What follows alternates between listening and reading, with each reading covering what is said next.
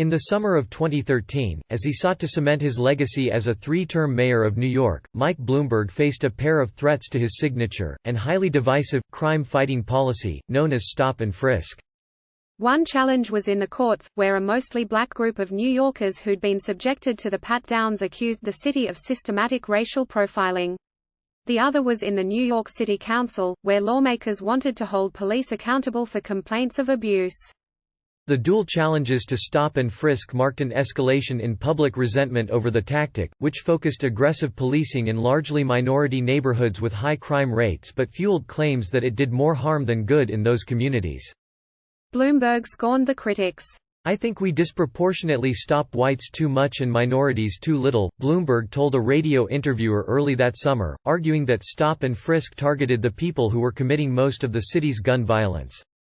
When a federal judge ruled that the police department's use of stop and frisk violated minorities' rights and ordered oversight by a court-appointed monitor, Bloomberg, a lifelong Democrat who became a Republican to run for mayor and switched to independent while in office, vowed to keep stop and frisk going through his final days in office.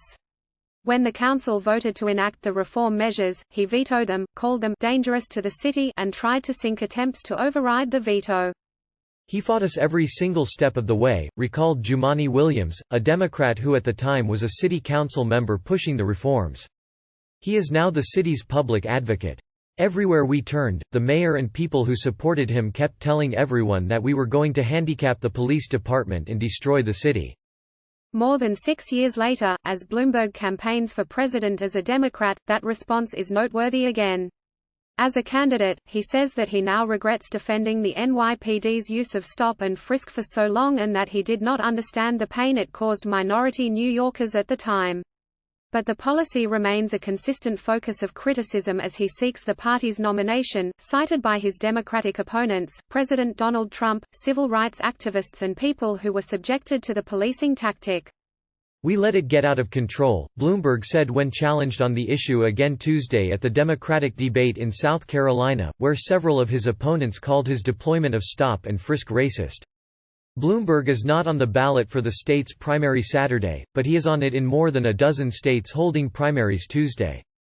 "And when I realized that, I cut it back by 95%. And I've apologized and asked for forgiveness."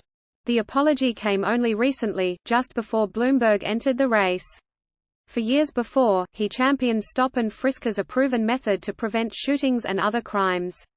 His recent campaign comments also gloss over the fact that the decline in the use of stop and frisk came only after it ballooned to historic levels under his watch and opposition reached a tipping point, according to half a dozen people who were involved in the fight at the time.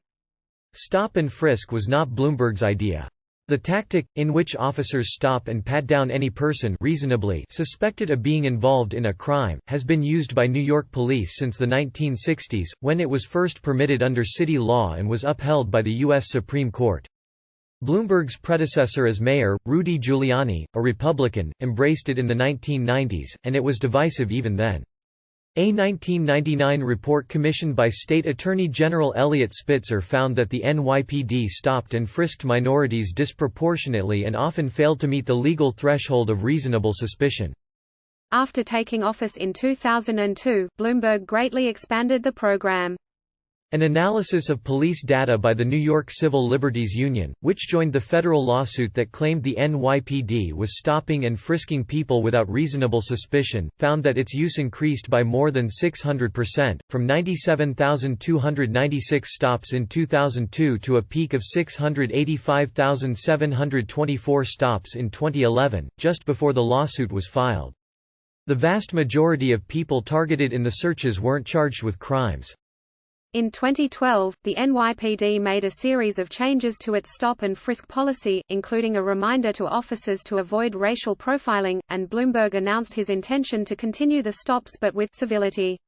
Stops began to decline, and the next year, when a federal judge ruled the NYPD's use of stop and frisk unconstitutional, the number tumbled to 191,851. Since then, under Mayor Bill de Blasio, who won office on a promise to curtail stop and frisk, the stops have trended downward, but they rose last year by more than 20%, from 11,008 in 2018 to 13,459 in 2019, according to the NYPD. While in office and in the years afterward, Bloomberg tied stop and frisk to historic drops in crime, even though the downturn persisted with the decline of stop and frisk. Download the NBC News app for breaking news and politics. There is no clear data proving the effect of stop and frisk on crime. The causes of New York's decades-long drop in crime remain debatable. Some researchers have found that stops based on clear suspicion of criminal activity contributed, but that wasn't the case with stops in which officers couldn't articulate specific reasons to search someone. They twisted the law in order to essentially carpet bomb neighborhoods, said Jeffrey Fagan, a Columbia Law School criminologist who conducted 2 studies of the effectiveness of stop and frisk in New York and analyzed data for the plaintiffs in the federal lawsuit.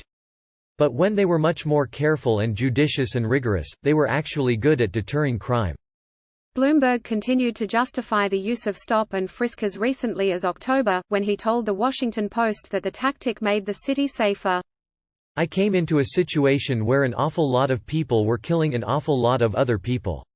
And it was all pretty much one community," Bloomberg was quoted as saying. "And I just said, we are going to do anything we can to stop the carnage. The first thing was stop the murders. And we brought down the incarceration rate in jails by a third, mostly minority kids. We brought down the murder rate by 50%, from 600 to 300 murders, and you know who would have been killed." A month later, preparing to enter the presidential race, Bloomberg said in a speech at a black church in Brooklyn that he came to see the damage stop and frisk did to black and Latino communities and how crime continued to fall when the tactic was reduced.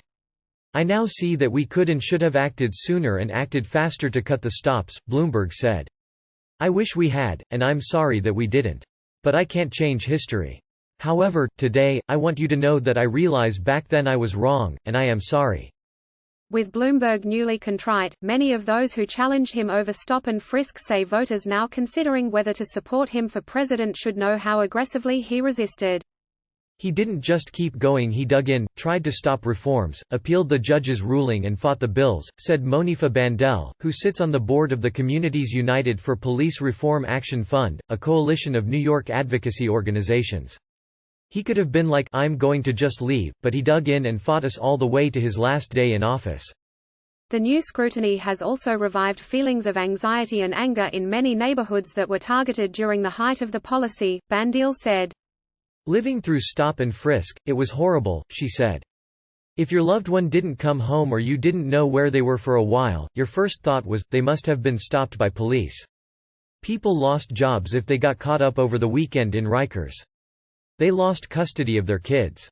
It was horrible." In the spring of 2013, as the federal lawsuit was approaching a final ruling, the City Council debated a package of bills aimed at fighting stop and frisk, one that would create an Inspector General's office to monitor the police department and another that would make it easier for people to sue the agency for discriminatory policing.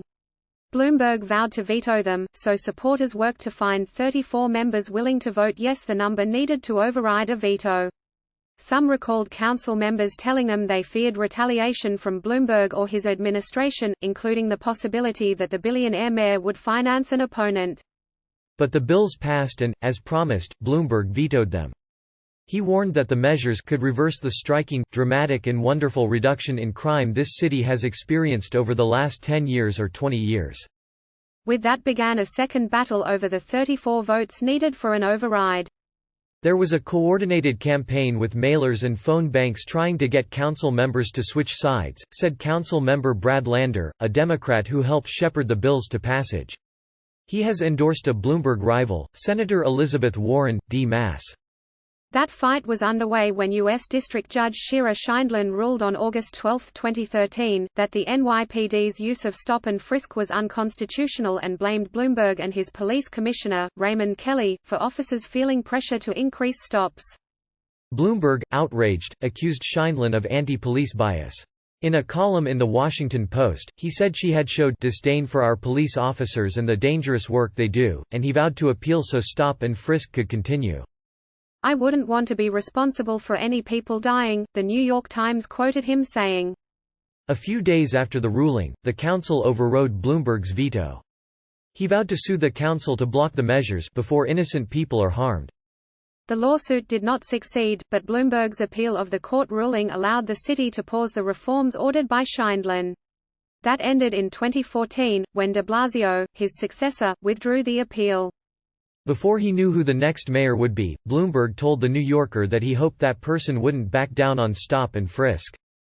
Stop and frisk has been shown to be, not the only, but the most effective, tool in getting guns out of the hands of kids, he said. Williams, the city council member, said the battle over stop and frisk revealed the problem of having a wealthy mayor who, while immune to outside influences, didn't feel the need to listen to critics, including his most vulnerable constituents. There was nothing to show this man that he was wrong, said Williams, who has endorsed one of Bloomberg's rivals, Senator Bernie Sanders, IVT. He bought into it in a way that was remarkable. And it had a lasting effect.